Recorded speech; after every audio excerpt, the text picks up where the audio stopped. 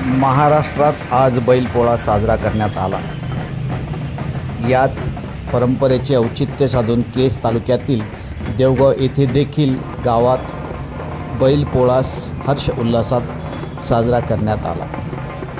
देवगावचे पाटील यांचा घरचा पहिला मानाचा बैल सुरुवातीला निघतो, त्याचे सर्व गावातून मिरवणूक निघते। प्रथम हनुमान मंदिराला प्रदक्षिणा घालून त्यानंतर पाटलाच्या घरी घेऊन जातात। तेथे त्या बैलजोडीचे पूजन आज सरपंच रुपालीताई अतुल मुंडे यांच्या हस्ते पूजन करण्यात आले।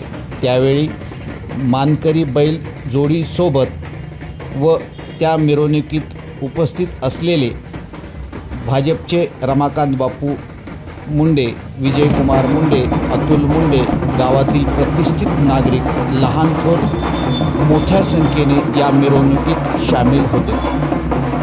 नवी वार्ता न्यूजसाठी सय्यद नईम, देवगाव।